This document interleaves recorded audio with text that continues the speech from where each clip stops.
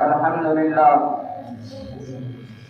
لله وحده والصلاة والسلام على من لا نبي بعده أما بعد قال الله تبارك وتعالى في القرآن المجيد والفرقان الحميد أعوذ بالله من الشيطان الرجيم بسم الله الرحمن الرحيم ورفعنا لك ذكرك صدق اللہ العظیم.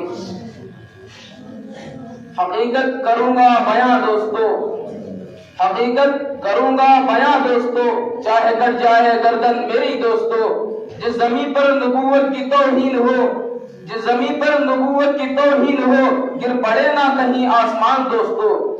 جو خلاف شریعت ہمیں حکم دے، جو خلاف شریعت ہمیں حکم دے، بدل دیں گے وہ حکمراں دوستو.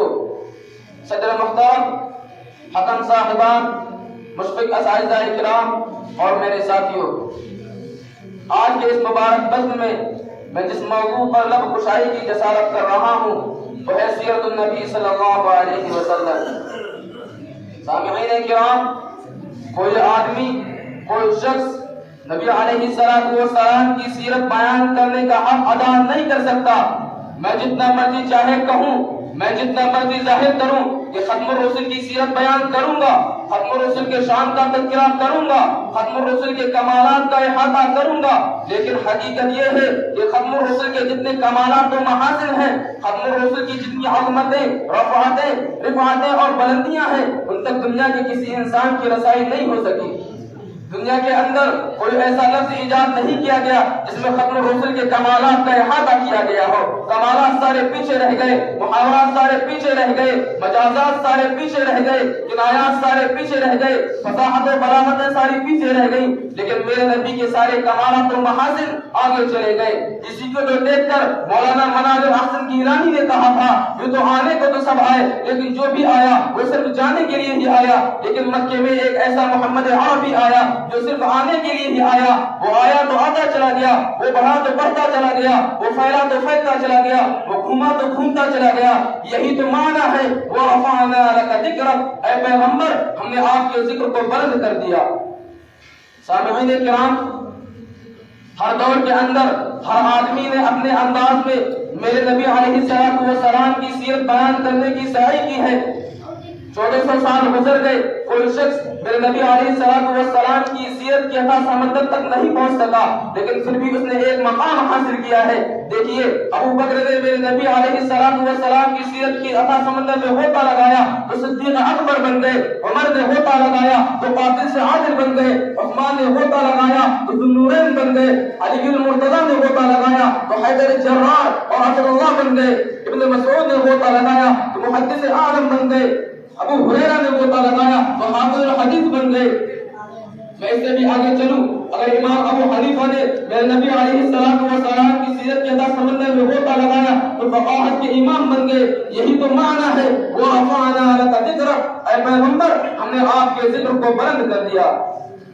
سامعین کرام، دنیا کے اندر انبیاء کرام تو بہت آئے لیکن ان سب کی سیرت کا آغاز ان کی پیدائش کے بعد ہوا. دیکھیے، حضرت آدم علیہ السلام آئے، ان کی سیرت کا آغاز ان کی پیدائش کے بعد ہوا. حضرت شیش علیہ السلام آئے، ان کی سیرت کا آغاز ان کی پیدائش کے بعد ہوا. حضرت زکریا علیہ السلام آئے، ان کی سیرت کا آغاز ان کی پیدائش کے بعد ہوا. حضرت اسماعیل علیہ السلام آئے، ان کی سیرت کا آغاز ان کی پیدائش کے بعد ہوا. حضرت اسحاق علیہ السلام آئے، ان کی سیرت کا آغاز ان کی پیدائش کے بعد ہوا. حتیٰ کہ دنیا کے اندر تقریباً 1,24,000 انبیاء کرام آئے، ان سب کی سیرت کا آغاز ان کی پیدائش کے بعد ہوا. لیکن قربان جاؤں میں اپنے نبی پر جس کی پیدائش کے بعد میں ہوئی لیکن سیرت کا آغاز پہلے ہوا. یہی تو معنی ہے وَرَفَعْنَا لَكَ ذِكْرَكَ، اے پیغمبر ہم نے آپ کے ذکر کو بلند کر دیا. سامعین کرام، اما عائشہ صدیقہ رضی اللہ تعالی عنہا سے پوچھا گیا اما میرے نبی علیہ السلام کی شان بیان کرو. اما نے کہا کیا قرآن نہیں پڑھتے ہو؟ لوگوں نے کہا پڑھتے ہیں. اما نے کہا قرآن کھولو تو صحیح، قرآن کے ہر صفحے پر محمد کا حسن و جمال بکھرا پڑا ہے. قرآن کھولو تو صحیح، قرآن کے ہر صفحے پر محمد کی شان موجود ہے. قرآن کو کھولو تو صحیح، قرآن کے ہر صفحے پر محمد کا ذکر موجود ہے. چونکہ جب میرے نبی کی چہرے کی باری آئی تو قرآن نے والضحیٰ کہا. جب میرے نبی کی سینے کی باری آئی تو قرآن نے الم نشرح لک صدرک کہا. جب میرے نبی کی زلفوں کی باری آئی تو قرآن نے واللیل کہا. جب میرے نبی کے ہاتھوں کی باری آئی تو قرآن نے وما رمیت اذ رمیت کہا. جب میرے نبی کی رحمت کی باری آئی تو قرآن نے وما ارسلناک الا رحمۃ للعالمین کہا. جب میرے نبی کے اخلاق و کردار کی باری آئی تو قرآن نے انک لعلی خلق عظیم کہا. لیکن جب میرے نبی کی اپنی باری آئی, میں اسی چند باتوں پر اپنی تقریر کو ختم کرتا ہوں. الحمدللہ.